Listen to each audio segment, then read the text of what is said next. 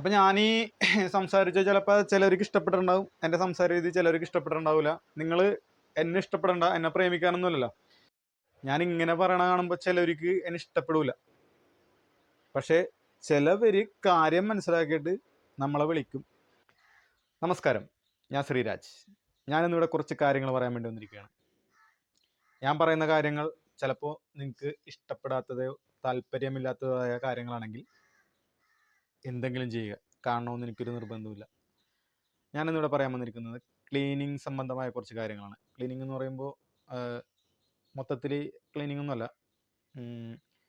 ഞാൻ ഞാൻ ഒരു 15 വർഷത്തോളമായി ഒരു ക്ലീനിങ് സർവീസ് നടത്തിക്കൊണ്ടിരിക്കുകയാണ്. അപ്പോൾ 15 വർഷത്തെ എക്സ്പീരിയൻസും കൊണ്ട് ഞാൻ പറയാൻ പോണ കാര്യങ്ങൾ മനസ്സിലാക്കാൻ പറ്റുമെങ്കിൽ മനസ്സിലാക്കുക, ഇല്ലെങ്കിൽ ഒരു കുഴപ്പമില്ല. അപ്പോൾ ഞാൻ പറഞ്ഞു തന്നെ വേറെ ഒന്നുമല്ല, ഞങ്ങൾക്ക് ഒരുപാട് സാറ്റിസ്ഫൈഡ് ആയിട്ടുള്ള ഒരുപാട് കസ്റ്റമേഴ്സ് ഉണ്ട്. അപ്പം ഞങ്ങൾ അവരുടെ വർക്ക് ചെയ്യാൻ പോകുമ്പോൾ നിങ്ങളുടെ വർക്കിൻ്റെ കാര്യങ്ങളൊന്നും യൂട്യൂബിലില്ലല്ലോ, ഇൻസ്റ്റഗ്രാമിലില്ലല്ലോ, ഫേസ്ബുക്കിലില്ലല്ലോ എന്നൊക്കെ പറഞ്ഞ് നമ്മളോട് ഒരുപാട് പേര് പറയാറുണ്ട്. എന്തെങ്കിലും അങ്ങനെ ചെയ്തൂടെ, ആഡ് ചെയ്തൂടെ, അപ്പോൾ നിങ്ങൾക്ക് വർക്ക് കുറച്ചും കൂടി ഇമ്പ്രൂവ് ചെയ്യാലോ, വർക്ക് കൂടും, അല്ലെങ്കിൽ വർക്ക് അത് അനുസരിച്ച് വരുമല്ലോ എന്നൊക്കെ പറയാറുണ്ട്. പക്ഷേ ഇത് അതിന് വേണ്ടി ഒന്നും ചെയ്യണ വീഡിയോ അല്ല കേട്ടോ, വേറെ ഒന്നുമല്ല. ഞങ്ങൾക്ക് ഇപ്പോൾ ആവശ്യത്തേക്ക് കൂടുതൽ വർക്ക് ഉണ്ട്. വർക്കിൻ്റെ ഒന്നും അതൊന്നുമല്ല. എനിക്ക് ഇത് കാണുമ്പോൾ എനിക്കില്ല, ഞാൻ യൂട്യൂബിൽ എടുത്ത് വെറുതെ ഞാൻ ഈ അടുത്താണ് ഞാനൊന്നും എൻ്റെ ഒരു, അതായത് ഇപ്പോൾ ഞങ്ങളൊരു സർവീസ് എടുത്ത് യൂട്യൂബിലെടുത്ത് ഇടണമെന്നോ അല്ലെങ്കിൽ എന്നെ പോലെ ചെയ്യണമെന്നൊന്നും താല്പര്യമില്ലാത്ത ഒരാളായിരുന്നു. പക്ഷെ ഇപ്പം കിടന്ന് കാണിക്കണ കണ്ടിട്ടുണ്ടെങ്കിൽ ഉണ്ടല്ലോ, കറക്റ്റായിട്ടുള്ള ഒരു മെത്തേഡിലൊന്നും അല്ല ഇവർ ചെയ്യണത്. ടെക്നോളജി പുതിയതായിരിക്കും, പക്ഷേ കറക്റ്റായിട്ടുള്ളൊരു മെത്തേഡിൽ കൂടെ അല്ല ഇവർ പോണത്. അതൊന്നും ഞാൻ പറഞ്ഞുതരാം, മനസ്സിലാക്കാൻ പറ്റണവരും മനസ്സിലാക്കുക. ഈ 15 വർഷത്തെ എക്സ്പീരിയൻസ് എന്ന് പറഞ്ഞല്ല, 15 വർഷം എക്സ്പീരിയൻസ് എനിക്ക്, എന്നേക്കാൾ കൂടുതൽ എക്സ്പീരിയൻസ് ഉള്ള എൻ്റെ കൂടെ ഉള്ളത് നിമ്മിൽ. അവൻ ഏകദേശം ഒരു 17 വർഷത്തോളം എക്സ്പീരിയൻസ് ഇതിലുണ്ടാവും. അപ്പം ഞങ്ങൾ രണ്ടുപേരും കൂടി കിടന്ന് കാണിച്ചു കൂട്ടാത്ത ഒരു പരിപാടിയില്ല ക്ലീനിങ്ങിൻ്റെ സർവീസിൽ. അതിപ്പോൾ ഹൗസ് കീപ്പിംഗ് ആണെങ്കിൽ ശരിയാണ്, ഈ കാർ ഇൻറ്റീരിയർ ക്ലീനിങ് ആണെങ്കിൽ ശരിയാണ്, സോഫയൊക്കെ ഞങ്ങൾ സെപ്പറേറ്റ് ഹൗസ് കീപ്പിങ്ങിനൂടെ ചെയ്യാറില്ല. ഹൗസ് കീപ്പിംഗ് ഇപ്പോൾ ചെയ്യാറില്ല, കാരണം എന്താ പറയുമോ, അതിലേക്ക് വരാം. ഹൗസ് കീപ്പിംഗ് ആണെങ്കിലും പിന്നെ നമ്മൾ ഓഫീസ് ക്ലീനിങ് കാര്യങ്ങളൊക്കെ എടുക്കാറുണ്ടായിരുന്നു. ഇപ്പം നമ്മൾ അങ്ങനത്തേതായ പരിപാടികളൊക്കെ കുറച്ച്, കാരണം നമ്മുടേതായ പഴയ കസ്റ്റമേഴ്സിന് വേണ്ടി മാത്രം നമ്മൾ ചെയ്ത് കൊടുക്കാറുള്ളൂ. കാരണം എന്താ പറയുമോ, ഒരുപാട് പേര് ഇപ്പം ഗൾഫിൽ നിന്ന് വന്നിട്ട് ഇവിടെ ക്ലീനിങ് കമ്പനി തുടങ്ങണ്, അവിടെ നിന്ന് വന്നിട്ട് ഇവിടെ കമ്പനി തുടങ്ങണ്. അങ്ങനെ ഒരുപാട് പേര്, എനിക്കത് മനസ്സിലാകാത്ത വേറെ ഒന്നുമല്ല. ഈ ഒരു ആൾ വന്നിട്ട് ഒരു സ്ഥാപനം തുടങ്ങണേ, കുറച്ച് പണിക്കാരെയും വെച്ചിട്ട് ആ വർക്കേഴ്സിന് എന്താണെന്ന് ഇത് ചെയ്യേണ്ടത് എന്താണെന്ന് കൂടി അറിയാൻ പാടില്ല. ഒരു ഇതെടുത്ത് കൊടുക്കും, ഒരു യൂണിഫോം, ഒരു ടീഷർട്ട് എടുത്ത് കൊടുക്കും, അവരുടെ കമ്പനിയുടെ പേരുണ്ടാവും, അത് അങ്ങോട്ട് ചെയ്യാനാണ്. ഇത് നിങ്ങൾ വേണമെങ്കിൽ നോക്കിക്കോ, 1, 2, 3 വീഡിയോയിൽ ഇത് അവസാനിക്കും, ഇത് പൂട്ടിപ്പോവും. അതാണ് അതിൻ്റെ പ്രത്യേകത എന്ന് പറയുന്നത്. ഞങ്ങൾ ഇതേപോലെ കമ്പനി ഞങ്ങളുടെ ആൾക്കാരെയൊക്കെ കൂട്ടാൻ ശ്രമിച്ചിട്ടുമില്ല, എന്നിട്ട് ശ്രമിക്കണമില്ല. ഇതിപ്പോൾ ഞങ്ങൾ ചെയ്യാവുന്ന പ്രശ്നമുള്ളൂ, ഞങ്ങൾക്ക് അതിനുള്ള വർക്ക് മതി. കാരണം അതേപോലെ വർക്ക് വന്ന് പെൻഡിങ് കിടപ്പുണ്ട്, ഞങ്ങൾക്ക് ചെയ്യാൻ പോകാൻ പറ്റാറില്ല. അപ്പം ഞാൻ എന്താണ് പറയണമെന്ന് വെച്ചിട്ടുണ്ടെങ്കിൽ, ഇവിടെ കറക്റ്റായിട്ടുള്ള ഒരു ഞാൻ നോക്കിയിട്ട് കാർ ഇൻറ്റീരിയർ ക്ലീനിങ്ങിനൊന്നും വലിയ പിടുത്തമൊന്നുമില്ല ആൾക്കാർക്കൊന്നും. ഡീറ്റെയിലിംഗ് എന്നൊക്കെ പറഞ്ഞ് പലതും പല സ്ഥലത്തൊക്കെ ചെയ്യുന്നുണ്ട്, അതെനിക്കറിയാൻ പാടില്ല.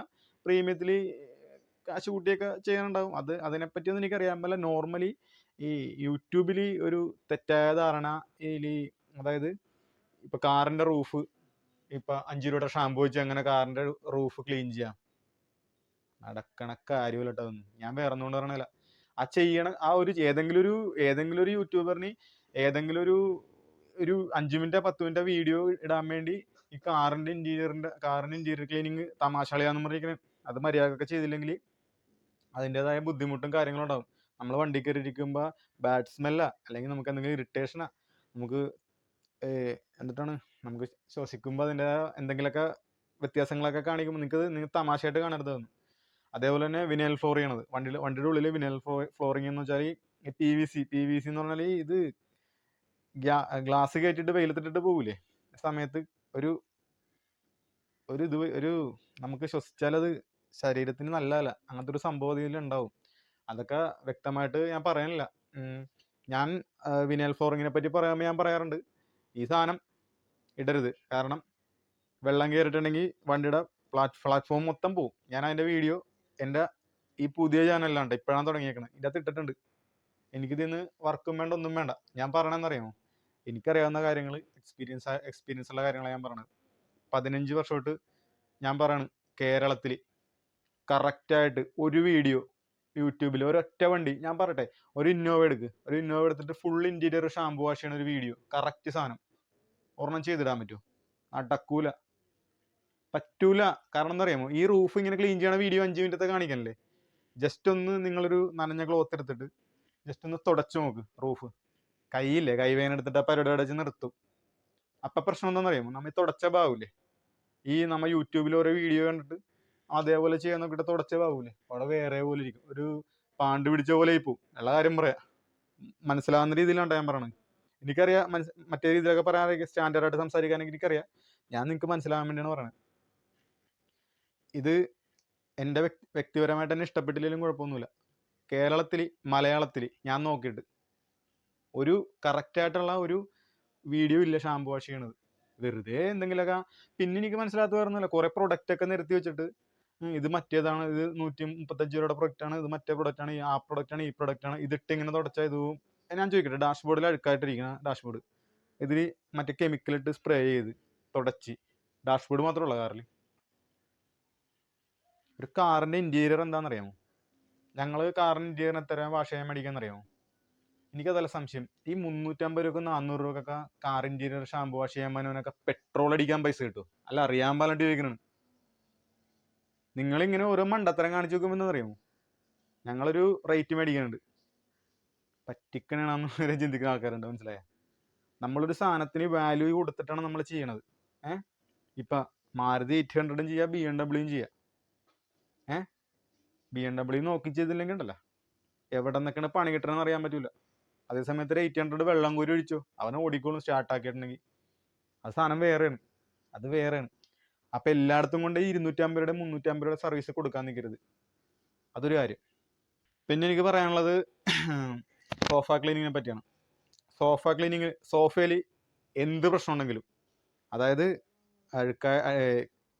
കരിമ്പനായിട്ടുണ്ടെങ്കിൽ അത് കളയാൻ പറ്റും. പക്ഷെ കളഞ്ഞിട്ടുണ്ടെങ്കിൽ അവിടെ വെച്ച് തുണി കുറച്ച് കളയുമ്പോൾ ഡാമേജ് ആവും. പിന്നെ പേനയുടെ മഷി കളയാൻ പറ്റും, പക്ഷെ ഞങ്ങൾ കളയൂല. കളഞ്ഞിട്ടുണ്ടെങ്കിൽ ആ ഏരിയയിലെ കളറ് പോവും. ഇത് കസ്റ്റമർ പറയണാണ്, കളറ് പോയാലും കുഴപ്പമില്ല, കളഞ്ഞേക്കെന്നൊക്കെ പറഞ്ഞാലും ഞങ്ങൾ പരമാവധി പറഞ്ഞ് മനസ്സിലാക്കാനാണ് ശ്രമിക്കുന്നത്. പിന്നെ ഈ കാറിൻ്റെ ഇൻറ്റീരിയർ എന്ന് പറയുന്നത്, ഈ ഒരുമാതിരിപ്പെട്ട സ്ഥലത്ത് ചെയ്തിട്ട് പോകാത്തത്, അതായത് പോയി കിടക്കണ വണ്ടി ഇത് ഇനി കളഞ്ഞേക്കാം, അങ്ങനത്തെ സെറ്റപ്പിലുള്ള സീറ്റ് അല്ലെങ്കിൽ സീറ്റ് അപ്പോൾസ്റ്ററി നമുക്ക് വേറെ ചെയ്യാം. അങ്ങനത്തെ കണ്ടീഷനിലുള്ള പോകാത്ത സാധനമൊക്കെ ആണെങ്കിൽ നമ്മളെ വിളിച്ചോ, ധൈര്യമായിട്ട് വിളിച്ചോ, നമ്മ വന്നിട്ട് ചെയ്തുതരും. എൻ്റെ പേര് ശ്രീരാജ്, മറക്കണ്ട.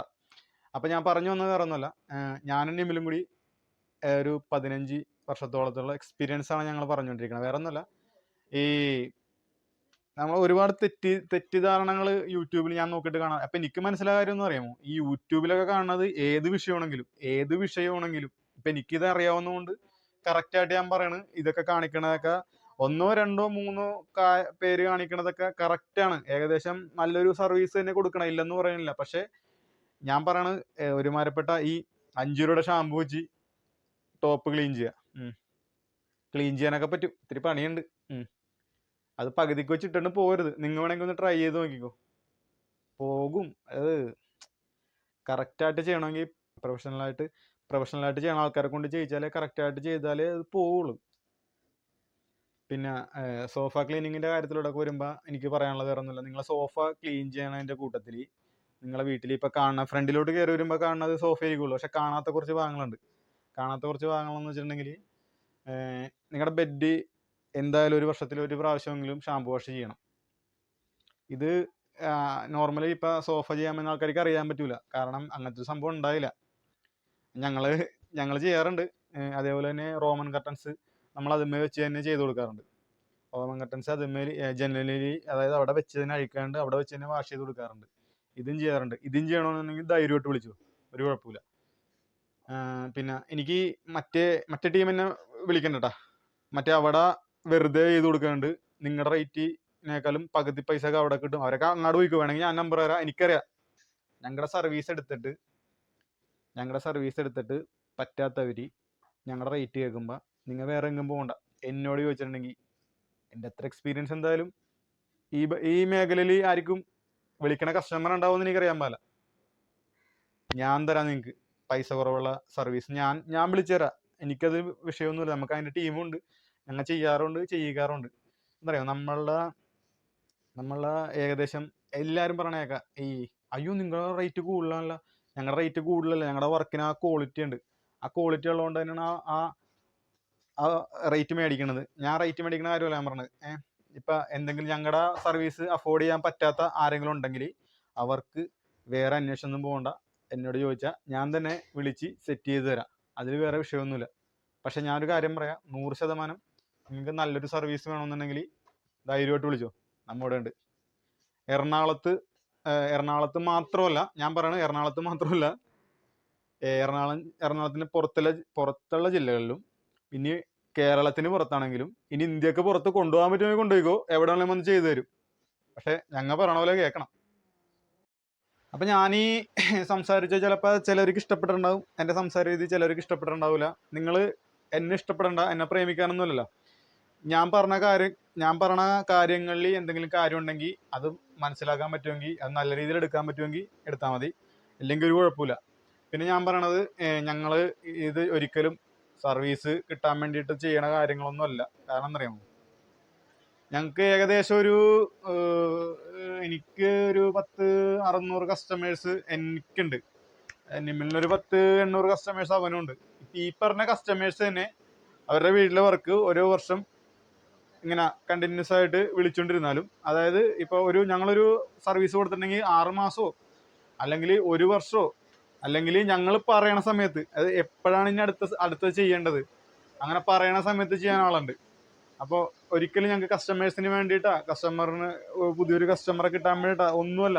എനിക്ക് യൂട്യൂബിൽ കണ്ടിട്ട് എനിക്ക് ഇഷ്ടപ്പെടാനുള്ള കാര്യം ഞാൻ പറയാം. കറക്റ്റ് ആയിട്ടുള്ളൊരു സാധനമല്ല നിങ്ങൾ എല്ലാവരും കാണിച്ചു കൊടുക്കണം. കാര്യം വാശിയാണ്, ഇങ്ങനെയാണ് അങ്ങനെയൊന്നും അല്ല പറയണത്. എനിക്ക് ഇഷ്ടപ്പെടാണ്ടാണ് ഞാൻ പറഞ്ഞത്. കാരണം ഞാൻ ഈ ഫീൽഡിൽ 10-15 വർഷമായിട്ടുള്ള ആളാണ്.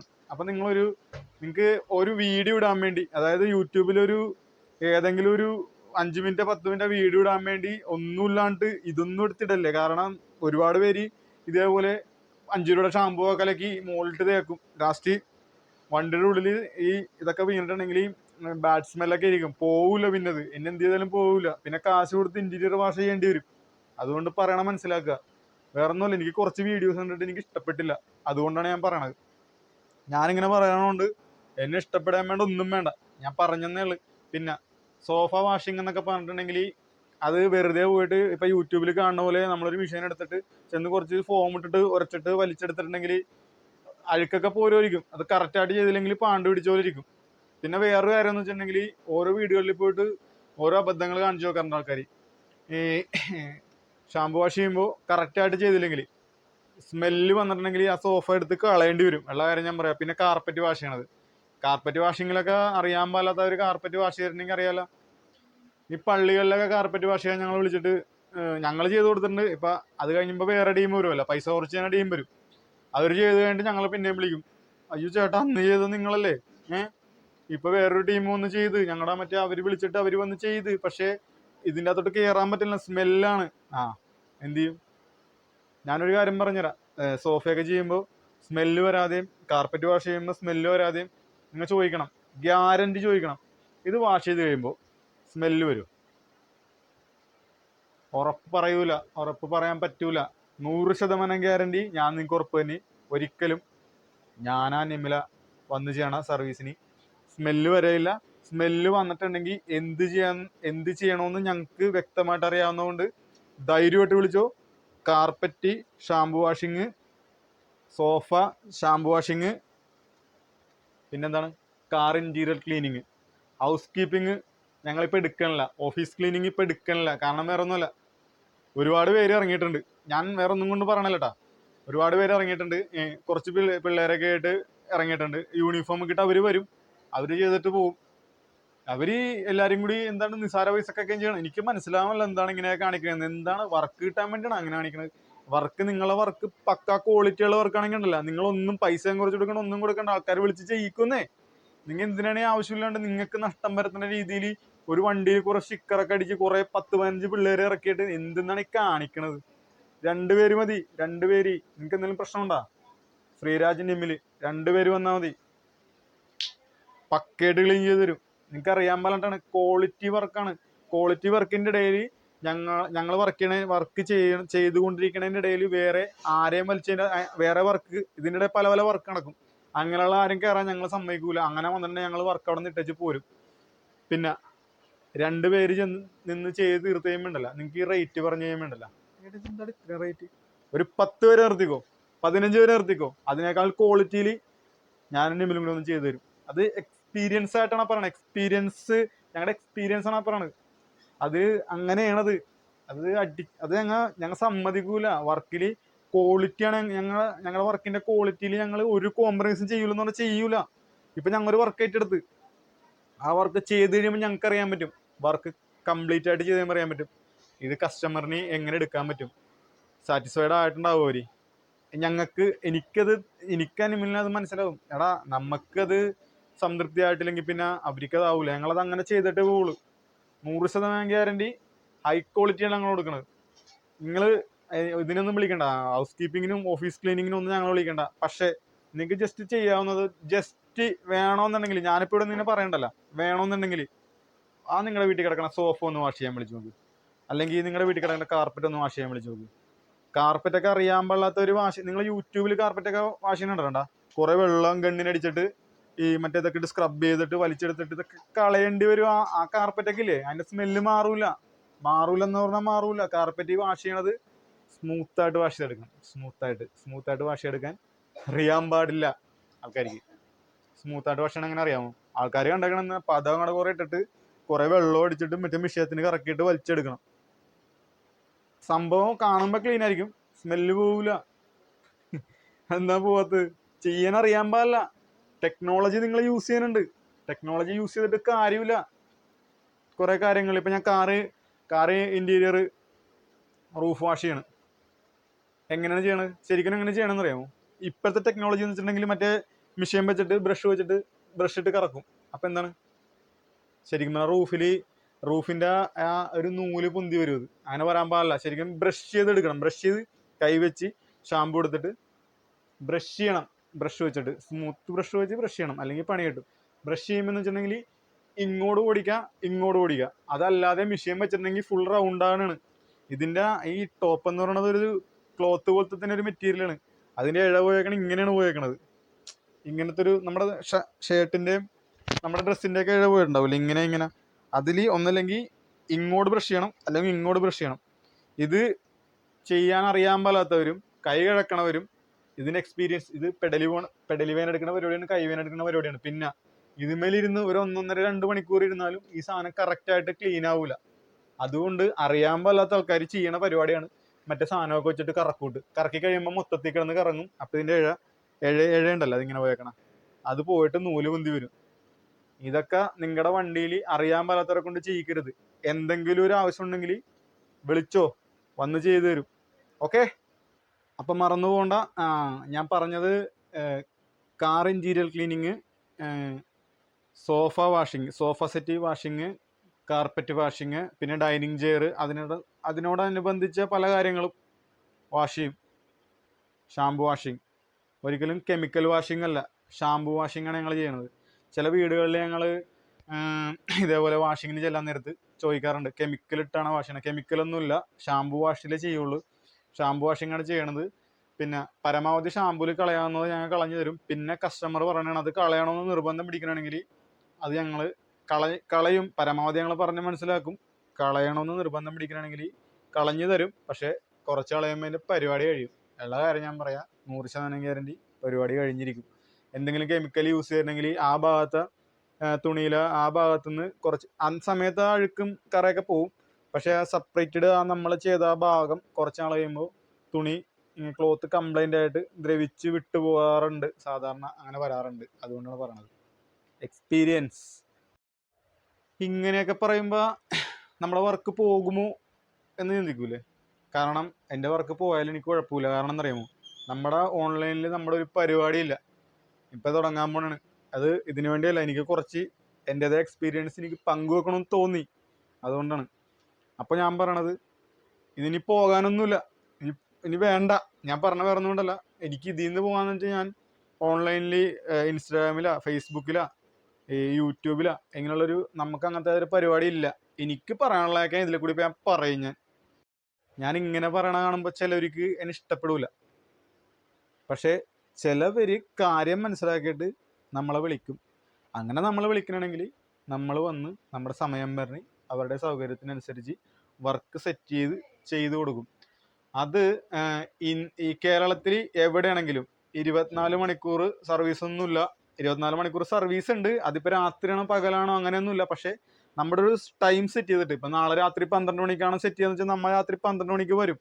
അത് വേറെ കാര്യം. അത് ചെയ്ത് തീർത്തിട്ടേ ബാക്കി കാര്യമുള്ളൂ. എന്നാലും ഞാൻ പറഞ്ഞാണ്, കേരളത്തിൽ എവിടെയാണെങ്കിലും ഇന്ത്യയിൽ എവിടെയാണെങ്കിലും, ഇന്ത്യക്ക് പുറത്താണെങ്കിലും വന്ന് ചെയ്തിരിക്കും. ഇത് പറയണ ആളുടെ പേര് മറക്കണ്ട, ശ്രീരാജ്.